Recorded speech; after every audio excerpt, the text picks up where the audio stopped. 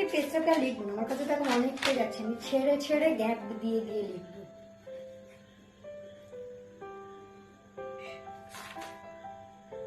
এই এই আমার এইভাবে ছেড়ে ছেড়ে ব্যবহার করছো কেন?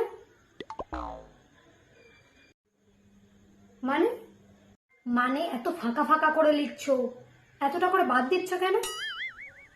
আমার সম্পূর্ণ ঠিকঠাক ভাবে ব্যবহার করো, তবে তো অন্যদেরও সুবিধা হবে আর তোমার অনেকদিনও চলবে। এভাবে অপচয় কেন করছো? সরকার ফ্রিতে দিচ্ছে তো কি করব? আমার কাছে অনেক খাতা আছে আর আমি কিনতেও পারি, আমাদের কোনো অভাব নেই। তাই তোমাদেরকে নিয়ে আর কি করব, তাই একটু নাই নষ্টই করি।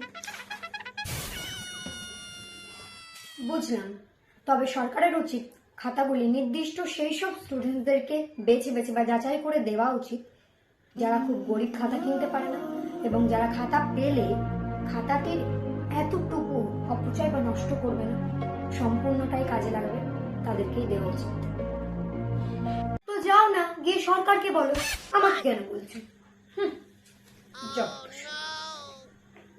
শুধু সেটাই নয়, যদি আমাকে সঠিক কাজে না লাগিয়ে অপচয় করা হয় তবে সেটা তো পরিবেশেরও ক্ষতি। কারণ গাছ কেটে সেটা থেকে আমাদেরকে তৈরি করা হচ্ছে, তাতে পরিবেশের অক্সিজেনের উৎপাদন কমছে এবং সেটাতে পরিবেশের অনেক বড় ক্ষতি হচ্ছে।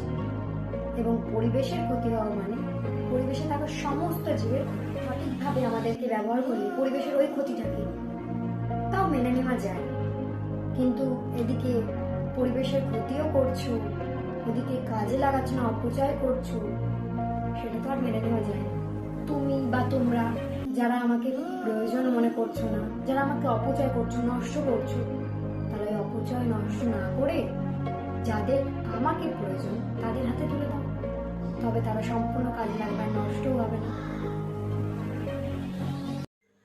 একেবারে ঠিকই বলেছো, তুমি আমার চোখ খুলে দিলে। এবার থেকে আমি তাই করব। সরি গো, আমাকে ক্ষমা করে দিও।